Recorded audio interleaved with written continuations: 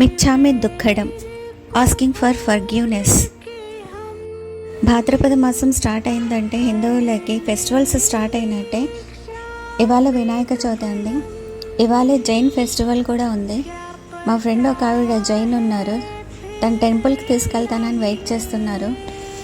Morning పూజ అయిపోయింది. మన Vinayaka Chavithi 3 days చాలా బాగా చేస్తామండి. మా అపార్ట్మెంట్లో గేమ్స్ పెడతారు, మీటింగ్స్ ఉంటాయి, సహస్రనామాలు చదువుతాము.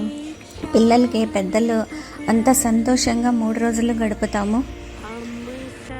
ఈరోజు మనం బళ్ళారి నగరంలో కార్ స్ట్రీట్ లో ఉన్న శ్రీ పురుషధన్య పార్శ్వనాథ్ జైన్ శ్వేతాంబర్ మందిర్ ను సందర్శించబోతున్నాను.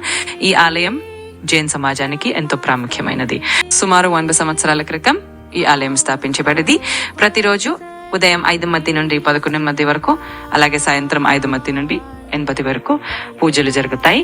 ఇక్కడ ప్రధానంగా పార్శ్వనాథ్ భగవాన్ విగ్రహం ఉంటుంది.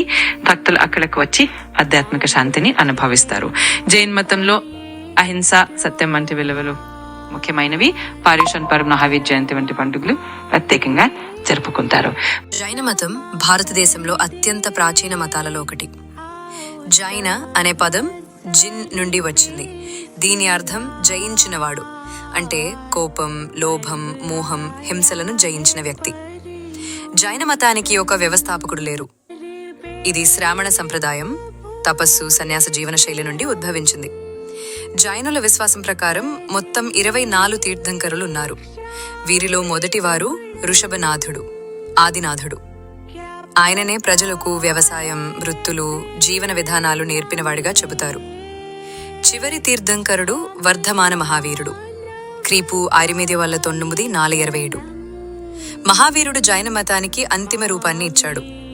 ఆయన బోధనల్లో అహింస, ప్రాణహింసకు వ్యతిరేకం, అపరిగ్రహ, అస్థి వ్యామోహం లేకపోవడం, అనేకాంతవాదం, సత్యానికి అనేక కోణాలు ఉన్నాయనే భావన ప్రధాన సూత్రాలు. జైన మతం యొక్క ప్రధాన సిద్ధాంతం అహింస. జైనుల జీవన విధానం కఠినంగా ఉంటుంది. వారు పూర్తిగా శాకాహారులు, భూకందములు తినరు, సాయంత్రం తర్వాత భోజనం చేయరు. శ్వేతాంబర సన్యాసులు తెల్లటి బట్టలు ధరించి ముక్కుపట్టి వేసుకుని రజోహరణతో నడుస్తారు. దిగంబర సన్యాసులు ఎలాంటి వస్త్రాలు లేకుండా జీవిస్తారు. జైనుల ప్రధాన పండుగలు పర్యూషణ, క్షమావాణి, మహావీర జయంతి మరియు దీపావళి. ఆలయం 18వ శతాబ్దంలో నిర్మించబడిందని చెబుతున్నారు. ఆలయం శిల్పకళ, విగ్రహాల, ప్రాచీన నిర్మాణాలతో ప్రసిద్ధి. ఇందులో ప్రధాన విగ్రహం మహావీరుని, అలాగే యక్షులు, యక్షిణులు, రక్షక దేవతల విగ్రహాలు ఉన్నవి. ఆలయం యొక్క ప్రధాన ఆకర్షణ గుండె గీతలతో నడిచే విగ్రహాలు, సుందరమైన శిల్పకళ మరియు జైన్ ప్రతీకలు, స్వస్తికం, అహింస హస్తం, 3 రత్నాలు.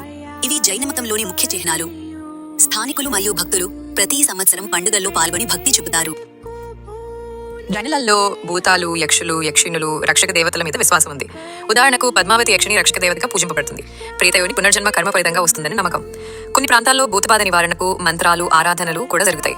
ఆధునిక జైనులు విద్య, వ్యాపారం, దాతృత్వం, జంతు సంరక్షణలో ప్రతిష్టాత్మకంగా ఉన్నారు. వీగన్ జీవన శైలి, పర్యావరణ పరిరక్షణ, అహింసా సందేశాన్ని ప్రపంచానికి వ్యాప్తి చేస్తున్నారు. ముగింపులో జైన మతం అహింస, దయ, క్రమశిక్షణ, మోక్షం అనే 4 స్తంభాలపై నిలిచినది. బెల్లారి కార్ స్ట్రీట్ జైన ఆలయం మాత్రమే కాక సమస్త జైన మతం ప్రాచీన ఆధ్యాత్మికతకు ప్రత్యేక గుర్తింపు ఇస్తుంది. చిన్న సమాజమని భావించిన జైనులు భారతీయ సంస్కృతి, ఆర్థిక రంగం, నైతిక విలువలపై గొప్ప ప్రభావం చూపుతున్నారు. పర్యూషణ ఫెస్టివల్ శ్వేతాంబరులు 8 days, దిగంబరులు 8 days ఉపవాస దీక్షతో చేస్తారండి. ఇందులో పూర్తిగా ఉపవాసం ఉన్న వాళ్ళు ఉంటారు.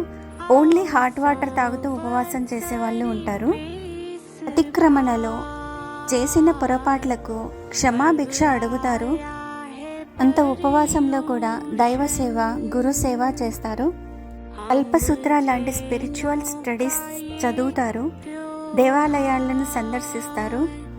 కమ్యూనిటీ గ్యాదరింగ్స్, జంతు సేవ, వృక్ష సేవ, మాంక్స్, నన్స్ ఉపదేశాలు వినటము, ఇవన్నీ కూడా ఈ ఫెస్టివల్లో పాటిస్తారండి.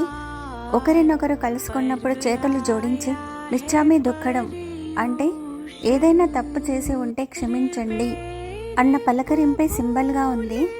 చూడండి ఎంత అందంగా అలంకరించారో. అంత ఉపవాసంలోనూ ఈవినింగ్ లోపల ఈ అలంకరణ అయిపోతుందండి. ఈ టెంపుల్లో 4 floors ఉన్నాయండి. ఉపవాసం ఉన్న ఫ్యామిలీలో పిల్లలు ఉంటారు కదా, వాళ్ళు ఇక్కడే భోజనం చేస్తారు. అది కూడా 5:30 లోపలే అయిపోతుంది.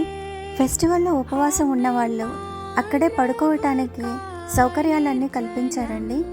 ప్రవచనాల సమయాల్లో కూడా ఇబ్బంది లేకుండా ప్రతి ఒక్కరూ చక్కగా చూడటానికి వినడానికి వీలు కల్పించారండి. తప్పక మీరు మనశ్శాంతిని పొందగలరండి. జై మహావీర్. ఇచ్చామి దుఃఖడం.